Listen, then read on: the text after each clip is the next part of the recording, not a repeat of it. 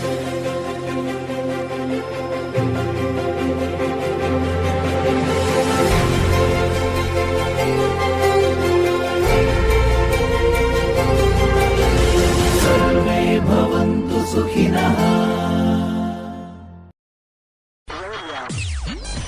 Health Radio, the station that makes you feel good.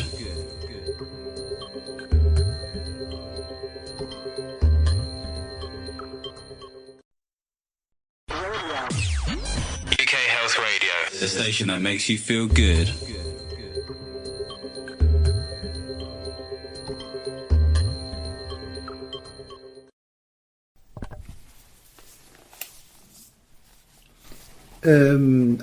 I think that health is one of the most important concepts that needs to be cleared in order to make a bridging between modern and traditional knowledge, such as Ayurveda, but also to better understand the way that we may have to help our patients and to cope with the general health. Mm-hmm. For modern medicine, health can be only absence of disease, but this is not a very precise definition, because you may not be healed, but you may have a lot of problems that are not defined. Yes. Another definition is the one of the World Health Organization that actually has been taken from Ayurveda. That is that health is not only absence of disease, but is a complete state of wellness from a physical, mental, and psychological and spiritual point of view.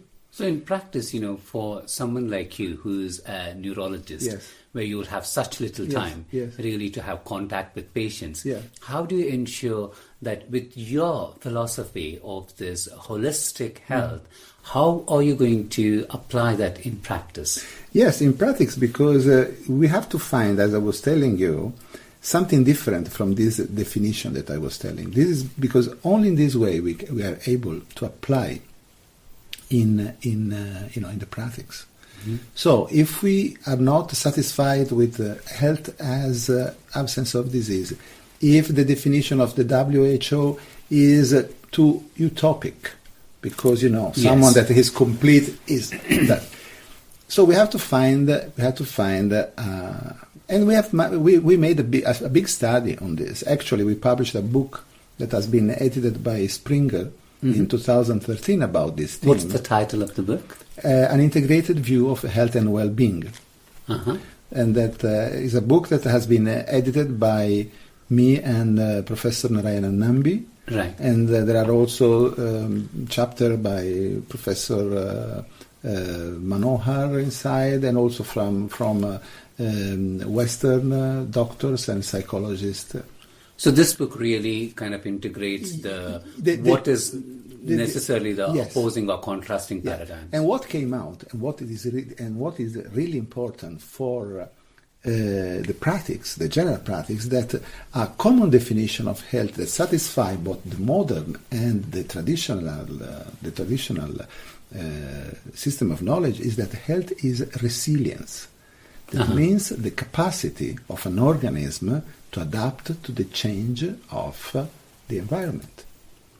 I think you have hit an excellent point, because what you have just said, Dr. Antonio Morandi, is that while we can keep looking at the theoretical understanding or the utopic idea of health being perfect, but in practice, it is to measure whether I have the resilience to adapt to my environment, because as humans, we have only been able to survive because of our intelligent way to evolve and adapt. Yes. So how do you in practice make sure that you teach or you support your patients to become intelligent, to adapt to the environment? When I was working, I remember in a hospital, I was more than 20 years ago, I was working in a stroke unit also. And in that unit there was a group of people that were working with people that had a stroke. That means people that were without the use of half of their body. Yes. And this group was a self-help group. In this self-help group, we were teaching to these people, to these people that had a stroke, not to live like a man with 50% capacity, but to use the 100% capacity of one leg. Right. Yeah. So Explain that a bit more, because I think this is exciting, because we believe that we have this very quantitative approach towards understanding a human being, that if everything quantitatively is fine, then that person is complete. But you're talking about somebody who we would think has a physical disability. Because, for example, if you are in a wheelchair, this means that your resilience is different than if you have the possibility to use your legs. Yes. That means that your resilience is set to another level. Yes. That means, since that is a chronic disability, that you have to start another 100%, because you have another situation that allows you to have another 100% of your health anyhow, that is the 100% of health of a person that is in a wheelchair.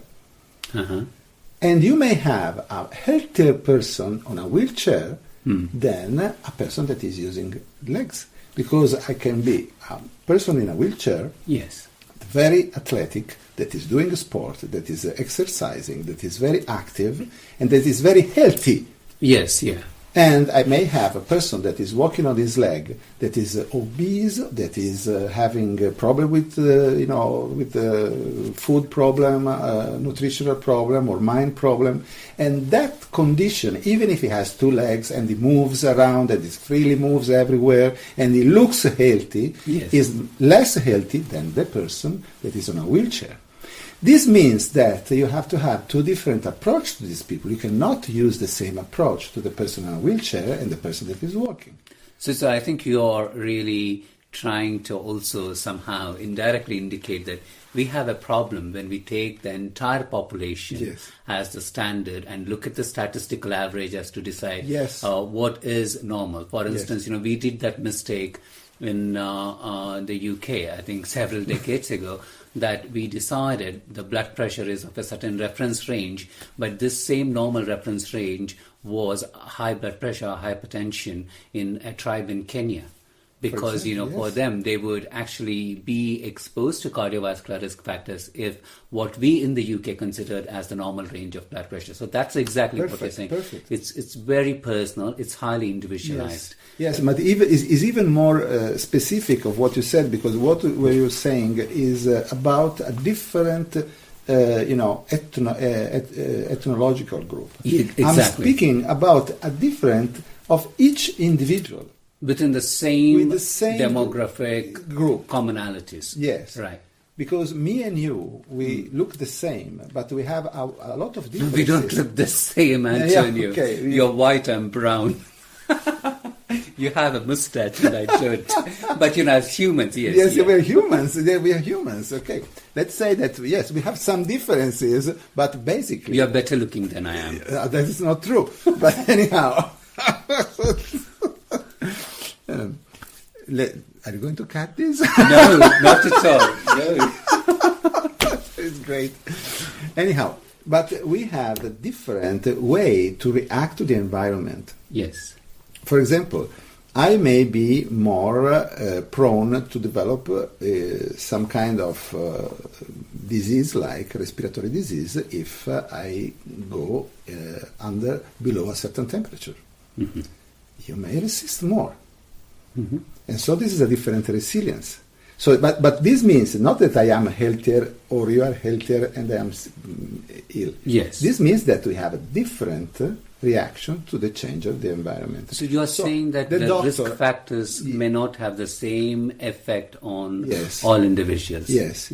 So this means that the doctor has to know everything about the patient.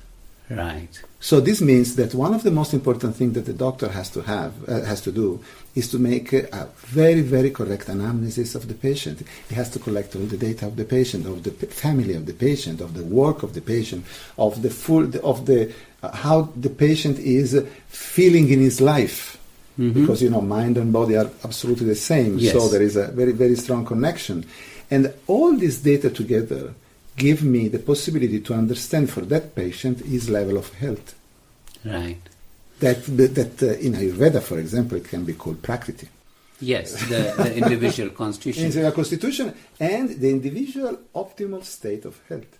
So, Dr. Morandi, say in your practice, a person who has a neurological condition walks into your surgery.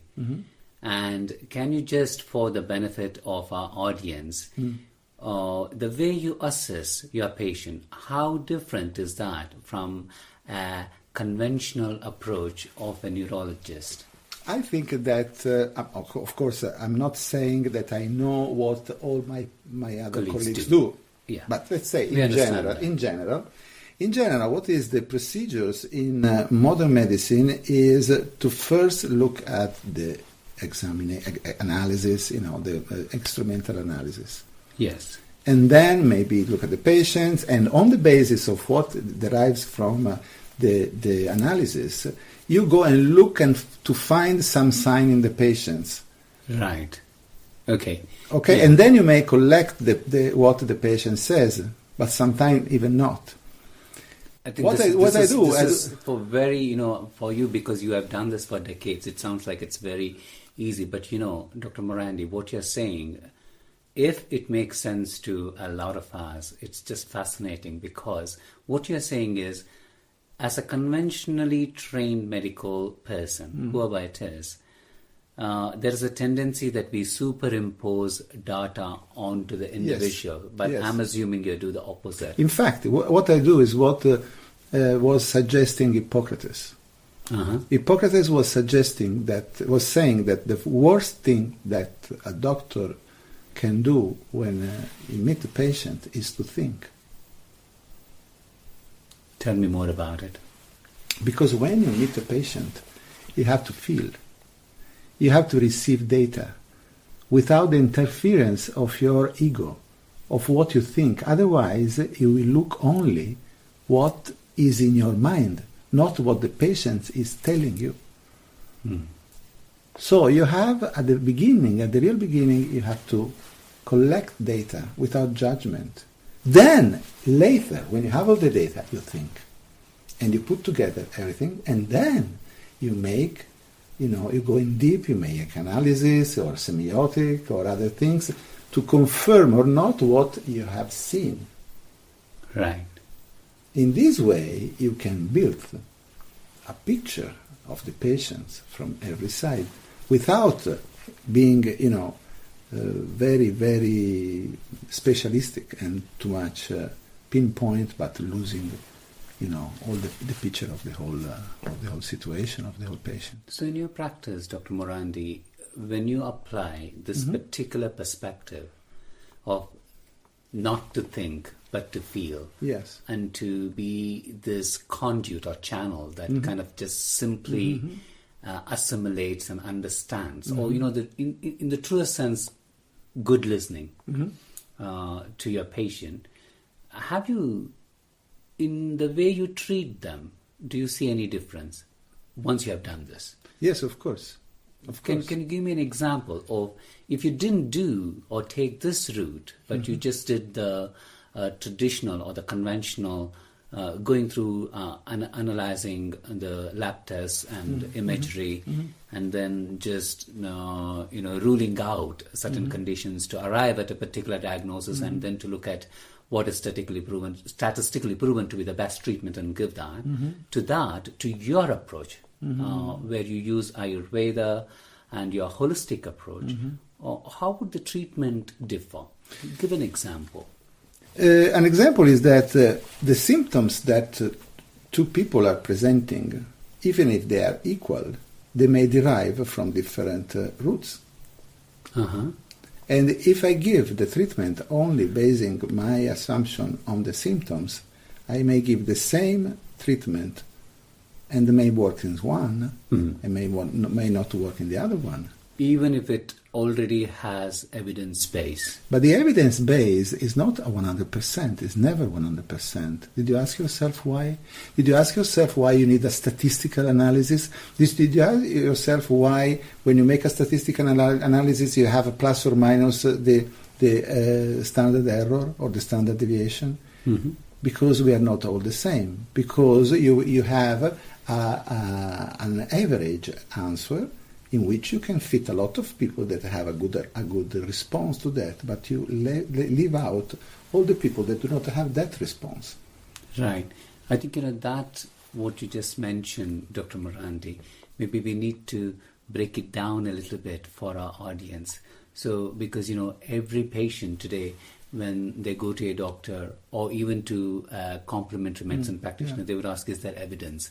But what you're saying is, in evidence, you arrive at a statistically significant percentage, but then there's a range.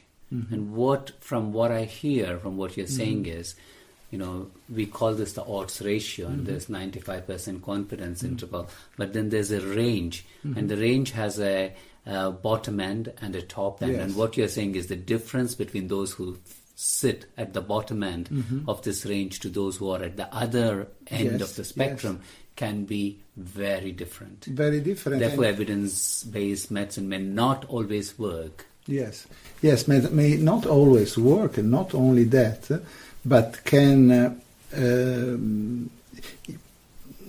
is not always, but it can be even very seldom.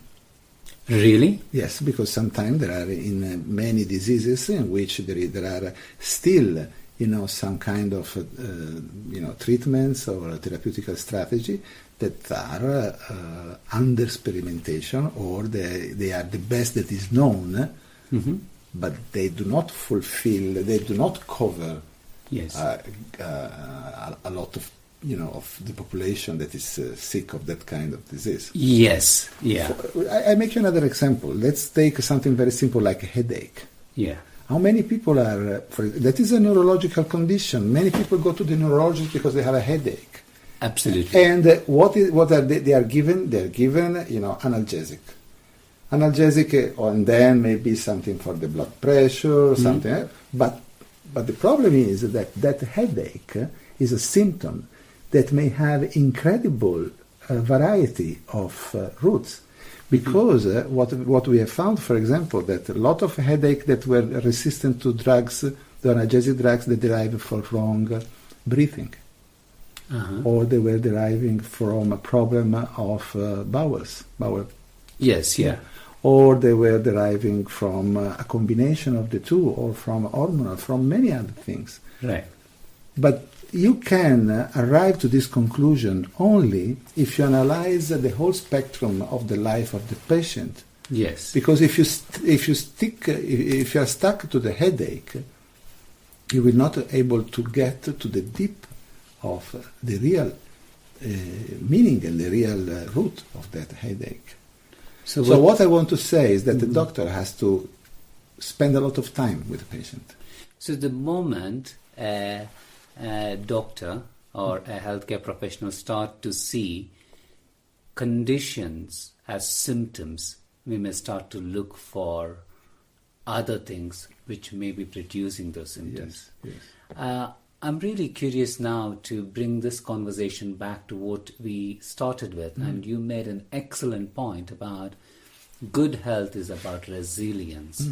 So in a state of ill health, I completely got the idea behind, if you're looking at, say, Paralympics, who are very powerful, very fast, very athletic, and someone who is kind of has all the body parts intact and may not be functioning as well as a Paralympic. I mean, of course, but in states of ill health, do you see a difference in the resilience to cope with the disease, to heal through that illness, and to respond to treatments? Yes, because of course, if you start from this resilience concept, you point your attention not mainly to the disease, but to the residual health. All right. So you're looking at what's functioning well, as opposed to what's not functioning. Yes. So, and then you help what is functioning well to enlarge the possibility and to enlarge and to increase the resilience. Right. So you use the resources of the body of the person to fight the problem. You don't fight directly the problem. Which is much better because you give the person the possibility to keep on going. Instead, when you fight only the disease, you just substitute yourself to the person, and that person will need drugs forever. Yes, absolutely. Instead, in this way, you reinforce what is left good in the health of the patient, and then you try to increase that health. You try to increase that amount of resilience. And sometimes you can arrive to have it back 100% of his personal resilience. Or if it's a chronic disease, you arrive to a certain point, then you reset that at 100%. For example, I am a diabetic person. Diabetic person is a chronic condition, but I can be unhealthy diabetic person. That means a person with diabetes that live with that diabetes at 100% of the possibility of that person. Absolutely. So I think, this is about comparing oneself with themselves as opposed to comparing with someone else or a completely different variable of another population. Yes. And I think, I'd like to make one important point here. There's been a lot of debate of late that particularly in cancer research that the representative sample of the research participants usually are educated, they are white, and they have more financial means to be able to participate in these studies, and therefore it may not work well in a person of a different race with different genetic makeup and with different socio-environmental situation. So what you're saying is extremely pertinent, Dr. Morandi, particularly for patients to understand that just because, say, one is diagnosed with Parkinsonism or Parkinson's disease, from that day onwards, they're not just Parkinson's patients. That is very true. One of the worst problem of modern medicine is the definition of health. Because health is when you are without the disease. Yes. So, if you are a chronic diseased person, you are always sick. Yes. There is no possibility for you to become healthy. To be perfectly healthy. To be perfectly healthy. And this, also from a psychological point of view, that means also from a physical point of view, as a consequence, you will be never able to live what is left of your life at a decent level. Yeah, when you talk about this, it really kind of makes me realize we do apply this concept when it comes to non-living aspects of our materialistic life. For instance, in the UK, we have all these listed buildings. And to be honest, they are very difficult to maintain. If you were to really take an economic decision, you would rather demolish and rebuild something. But then because of the heritage, they have been maintained, and we look at what's functioning well, and then to actually make sure that the buildings stay strong. But we don't apply the same common sense when it comes to health. When it comes to health, we treat our bodies even of less value than a building. Absolutely, yes, absolutely. You are right. And with this concept of health as a resilience, is not only something that you can apply to disease, but is something that has built in the most important concept of medicine that is not applied by modern medicine, that is prevention. Right. Because if you are aware of your resilience, you are able to maintain that resilience.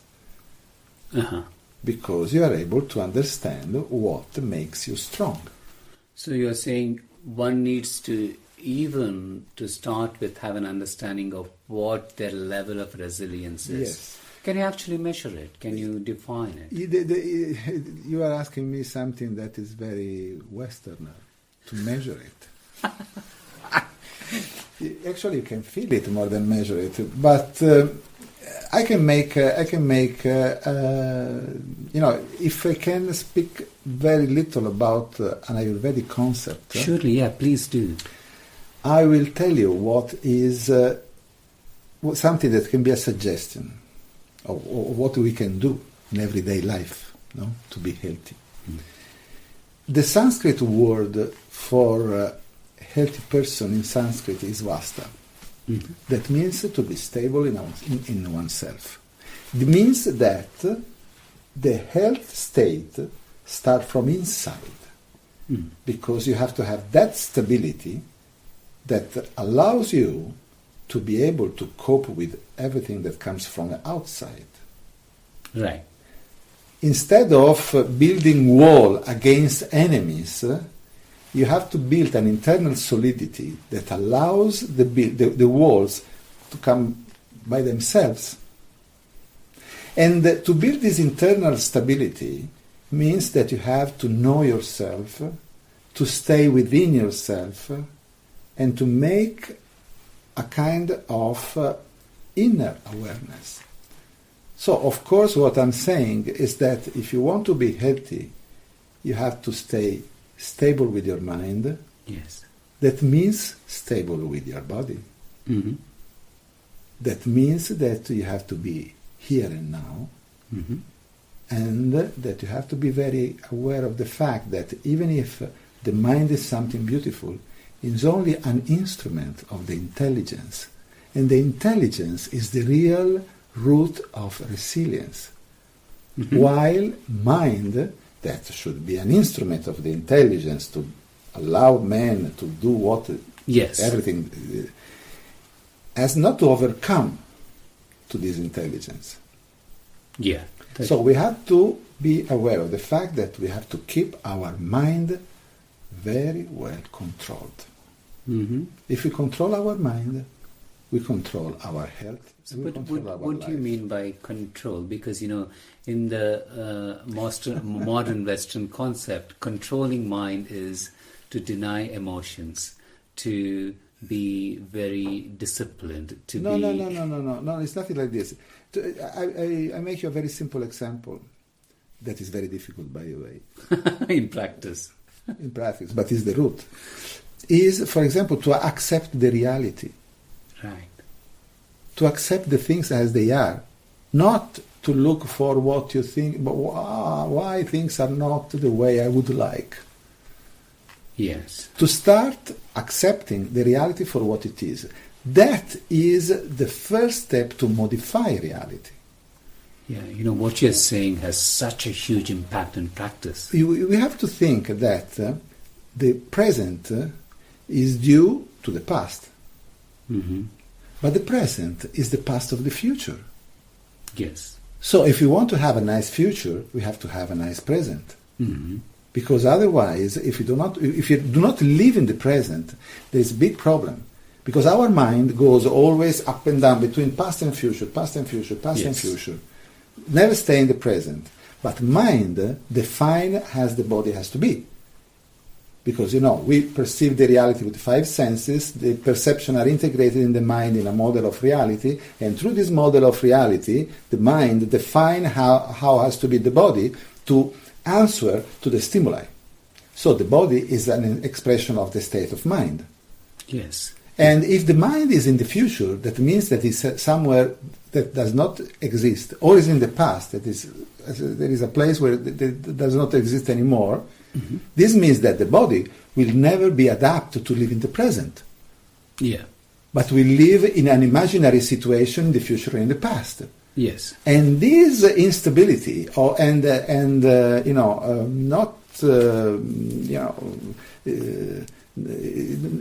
body is not adequate to live the present.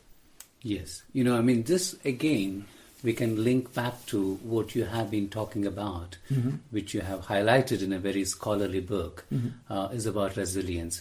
Is, for instance, I see in my own practice that very ambitious, goal-oriented, and high achievers, when they, for some reason, at some stage are diagnosed with, say, Parkinson's disease or Parkinsonism, the biggest struggle would be to actually accept it. Yeah.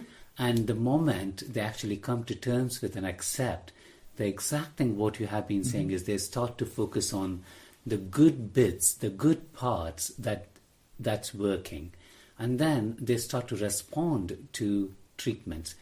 That brings me to ask you a question as a neurologist, Dr. Morandi, is why do you think that in Parkinsonism or Parkinson's disease, despite giving them, all different, traditional medicines, the new generation of disease modifiers or, dopamine, L-dopa and all of that, still the response to these medications like Maldopa or Equip is so different from one individual to the other. Because, as I was telling you before, we are all different. And when I was a neuroscientist, so I was working in the lab with cell culture, with animal models, with everything.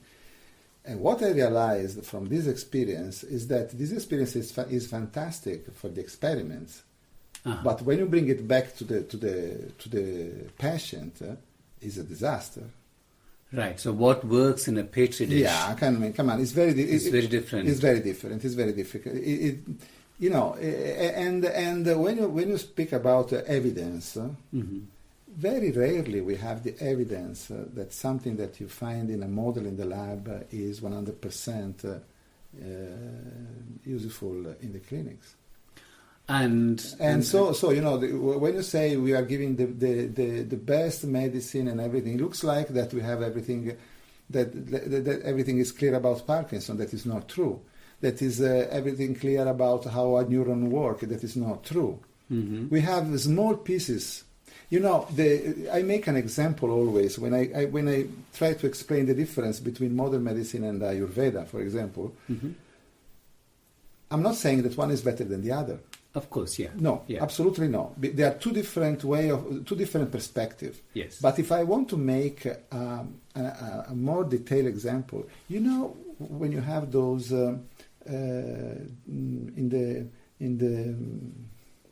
when you have those square with all the dots with the numbers that you have to put together, then you have a drawing that comes out. Yes, yeah. Okay. Modern medicine has all the dots. Yeah. So that means it has very precise and very real, very true knowledge, but no numbers. Ayurveda put the numbers.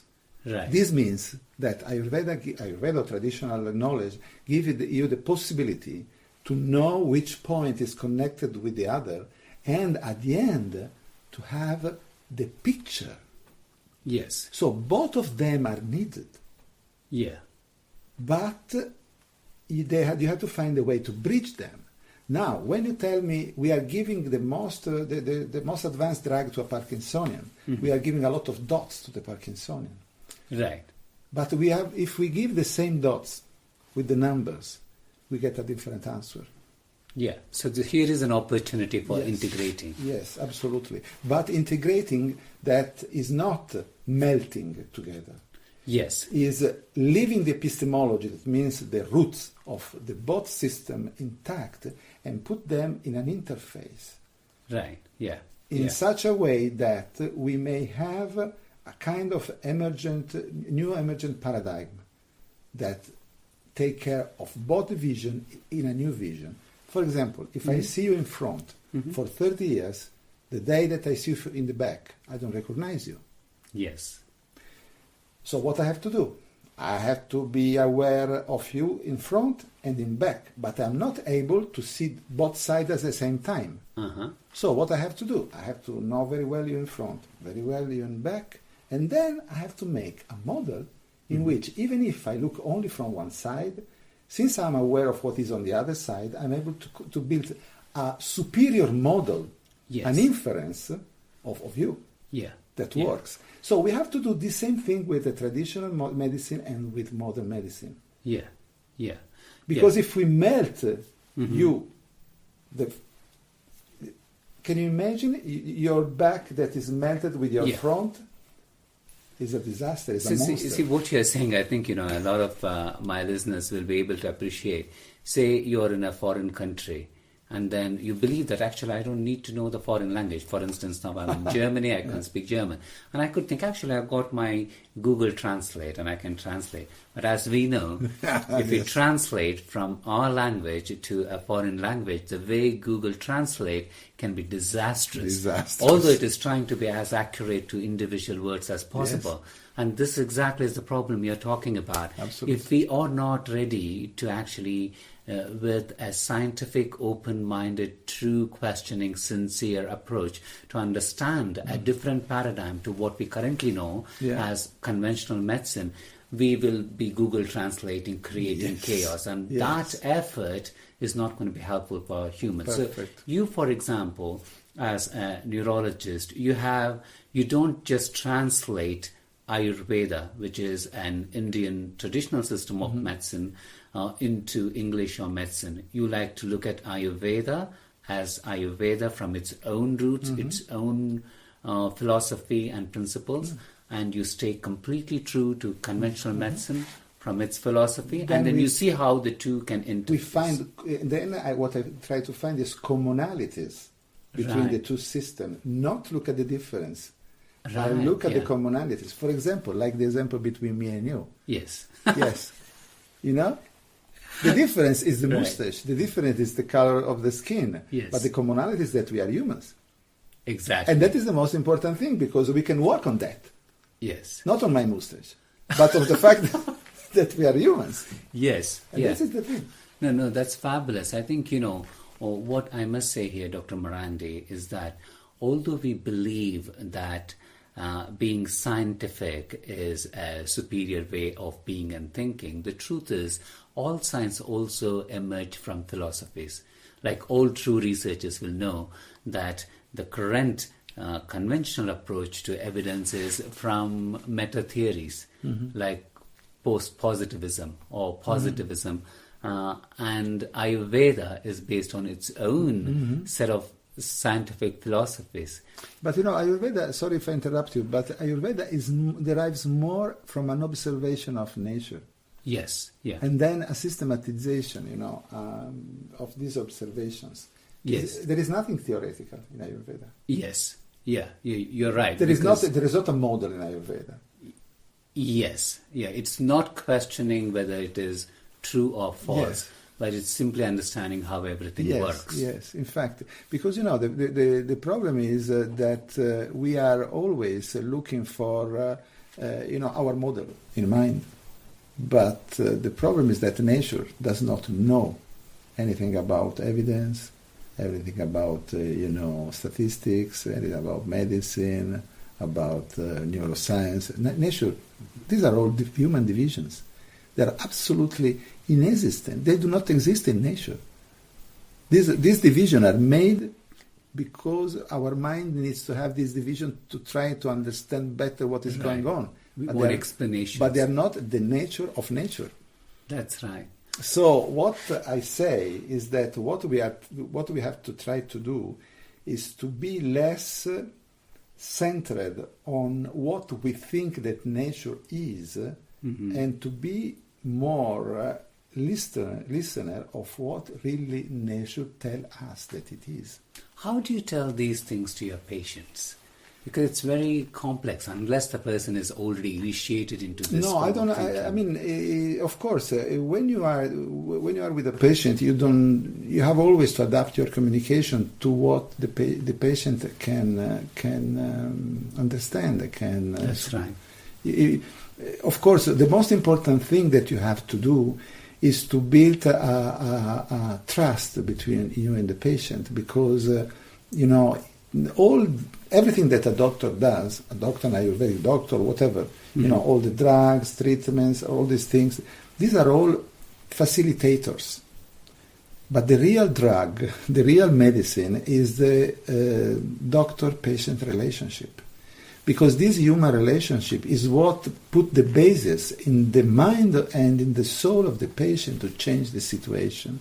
So the first thing that you have to do is to find the roots of this human relationship. And then, if the patient can accept something intellectual, you go and explain. Right. Otherwise, there will be the trust, the human trust between the two, and the patients will do what you think is good for him, and there will be very good results. Yes. But yeah. if you treat the patients as a symptom, as a disease, without developing this kind of rapport or therapeutic relationship, therapeutic human relationship, more than Yes. therapeutic is human relationship, because you don't have to forget that every patient is therapeutical for the doctor also. yes, Because a patient touch a lot of things inside you as a human being. And so you have to establish this human relation with the patient, being very careful not to project on the patient what the patient touches in you.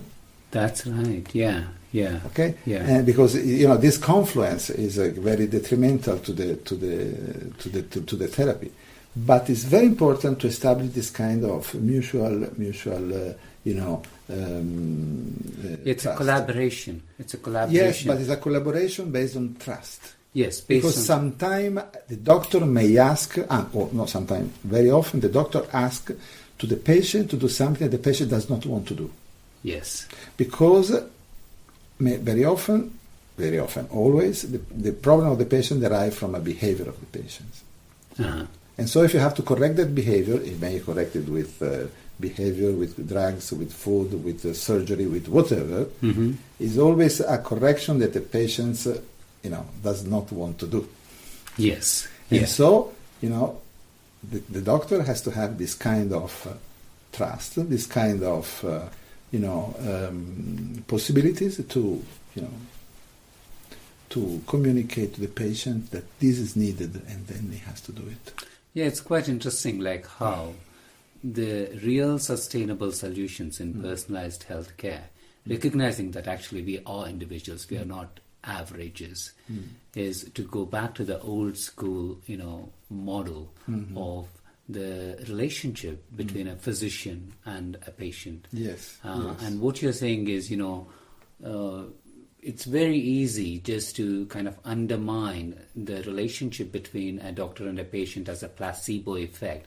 But if that placebo, or what we choose to call placebo, has a positive impact in producing effectiveness, in changing the person's health, why not? We have to remember always two things. Actually, one thing we have to remember, and we do not have to forget. That is another thing. Oh, tell me that We again. do not have to forget that there exists also the nocebo effect. Yes. That means that if I induce in you a negative emotion or a negative impression, I get a negative result. Exactly. Yeah. And then the thing that we have to remember is that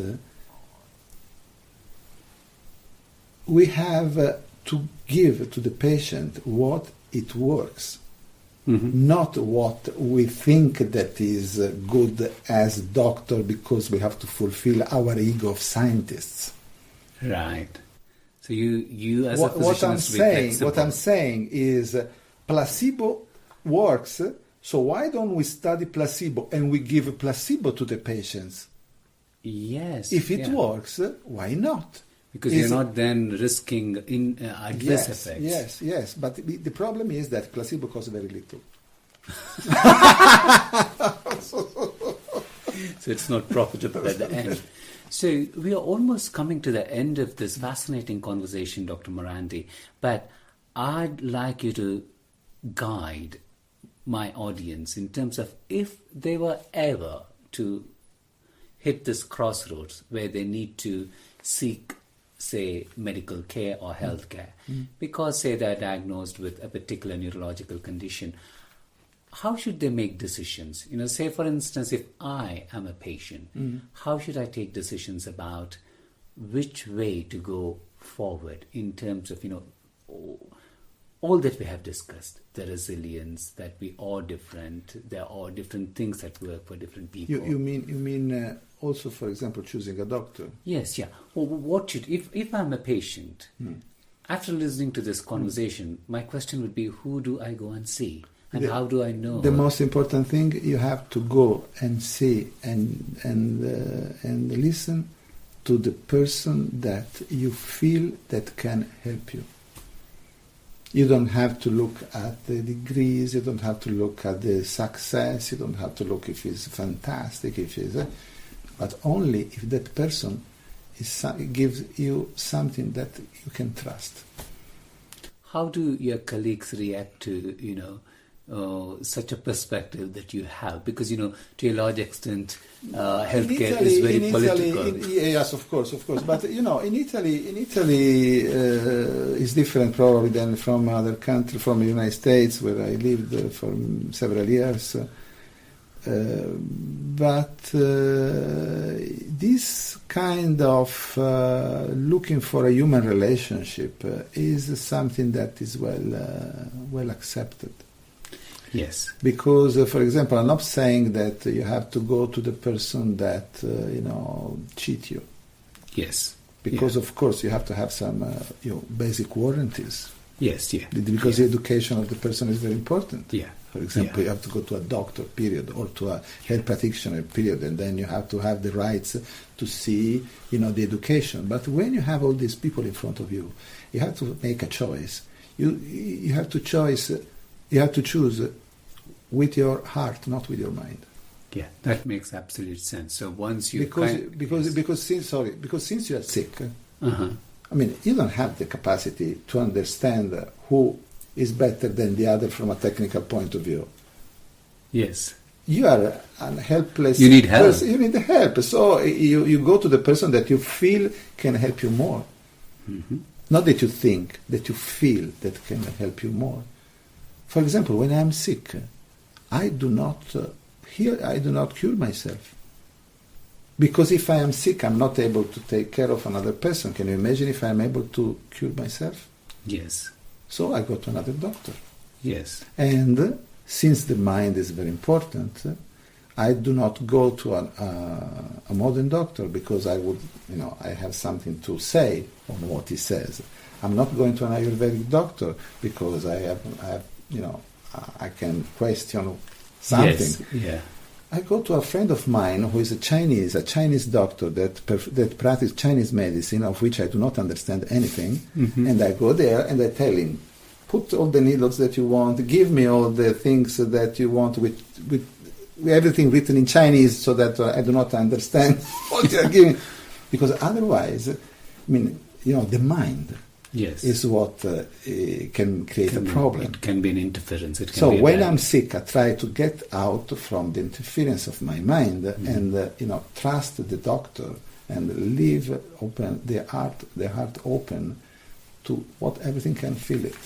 Now, that's fabulous. I'm really glad that a neuroscientist and a neurologist is ready to admit that the human connections are the strongest healers. Yes, absolutely. And it's not about just the data. It's not just about science, but it's also about the place of wisdom. Which is very important, science. Absolutely. Are all the dots. Yes, they're all the dots, but it's making those connections. Yes. I think you put it extremely well, a very complex concept into a very easy and simple way to understand and follow. Before I conclude, if my listeners would like to know more about your work or follow your work, where could they go to? Do you have a website address? We have a website. We have a website of our institution in Italy. It's www.ayurvedicpoint.it. So it's www.ayurvedicpoint.it. Oh, you're very good. or a Facebook page, always with the same name. Okay, I'll certainly be providing the links to Dr. Antonio Morandi's amazing work and project. I wish you all the very best. Thank you. And listeners, do stay tuned to more stimulating conversations on health and well-being. UK the station that makes you feel good.